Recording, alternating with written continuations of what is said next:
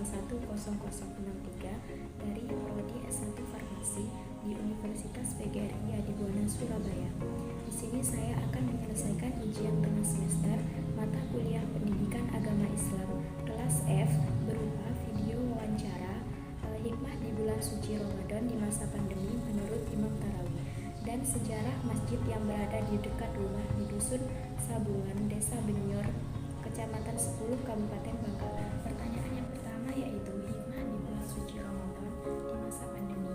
Menurut Kiai Haji Sukron Badrutama, beliau mengatakan, andai saja wabah ini sebuah pemandangan, maka orang akan memandangnya dari dua sisi. Satu sisi negatif dan satunya lagi sisi positif. Dari sisi negatif, menurut beliau, orang akan dihantui dengan kecemasan yang dilihat hanya semakin susah bekerja, dibatasi pergerakan, tidak boleh kemana-mana, dan sebagainya. Yang ada di otaknya hanyalah perasaan susah gundah. Maka wabah corona tidak bisa menjadi pelajaran yang berharga bagi tipe orang yang seperti ini. Yang kedua, sisi positif.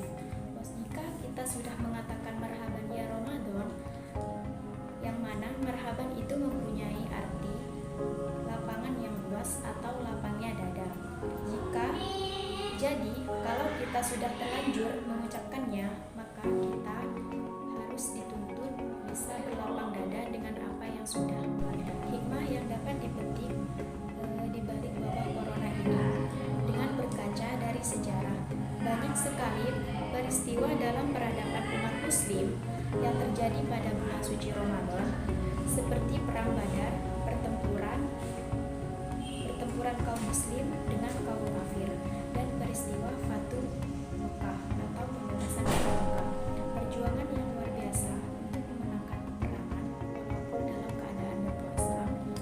Ruang yang terbatas karena pandemi COVID-19 tidak menjadi alasan untuk bermalas-malasan.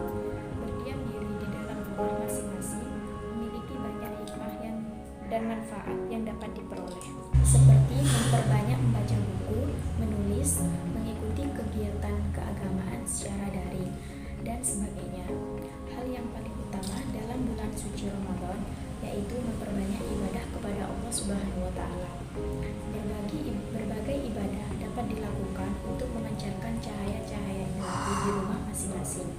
Ibadah dan amalan yang dapat dilakukan di rumah yaitu yang pertama, banyak berdoa kepada Allah Subhanahu wa Ta'ala agar pandemi COVID-19 segera berakhir. Yang kedua, memperbanyak membaca Al-Quran dan berzikir agar mendekatkan diri kepada Allah. Yang ketiga, yaitu bersedekah. Yang keempat, yaitu iktikaf bersama. Satu faktor sejarah berdirinya Masjid Darul Muttaqin Dusun Sabungan, Desa Benyor, Kecamatan 10, Kabupaten Bangkalan. Keberadaan Masjid Darul Muttaqin yang berdiri kokoh di tepi jalan Dusun Sabungan atau paling baratnya Desa Benyor dibangun kurang lebih sekitar 40 tahun yang lalu. Didirikannya masjid ini oleh tokoh-tokoh di saat itu tidak lain agar masyarakat Sabungan dan sekitarnya bisa dekat dan mengenal Tuhannya. Karena masyarakat Sabungan dan sekitarnya konon waktu itu masih bisa dikatakan jahiliyah, jauh dari tatanan agama, maksiat sangat merajalela, sehingga ada inisiatif dari para tokoh agamanya untuk membangunkan sebuah masjid semata-mata sebagai bentuk pengabdian seorang makhluk pada Sang Khalik, karena hidup di dunia bukan hanya sekedar urusan perut dan kelamin. Lebih dari itu, seorang hamba harus membuktikannya penghambaan dan kecintaannya kepada Tuhannya. Dari penuturan sebagian warga bahwasannya tanah yang dibuat masjid itu adalah pemberian dari Nyai Marlia.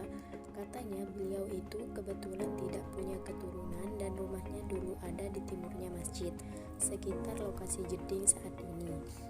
Masih dari penuturan sebagian warga, karena kami tidak tahu persis bahwa di antaranya orang yang ikut andil membangun dan memberikan nama Masjid Darul Muttaqin yaitu salah seorang tokoh pada saat itu yang bernama Kiai Jamaluddin.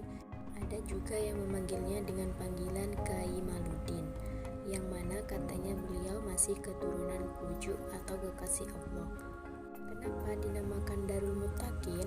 Di antara alasannya mungkin agar masyarakat Sabungan dan sekitarnya mendapat ketularan dari arti nama tersebut, yang mana arti dari Darul Muttaqin sendiri adalah tempat atau kediaman orang-orang yang bertakwa, sehingga alasan tadi pas dengan fakta dan ceritanya orang tua dan mendahulu, bahwa di Dusun Sabungan masyarakatnya kala itu banyak yang bermaksiat, sehingga para tokohnya menginginkan masyarakatnya bertakwa kepada Allah Subhanahu wa Ta'ala. Dan Masjid Darul Muttaqin ini sudah 3 kali ada perubahan secara fisik atau direnovasi. Renovasi yang terakhir ini bisa dibilang memakan waktu yang sangat lama, kira-kira memakan waktu sekitar 15 tahun lebih. Tapi sekarang alhamdulillah atas karunia Allah Subhanahu wa Ta'ala, Masjid Darul Muttaqin sudah bisa dikatakan selesai dan sempurna.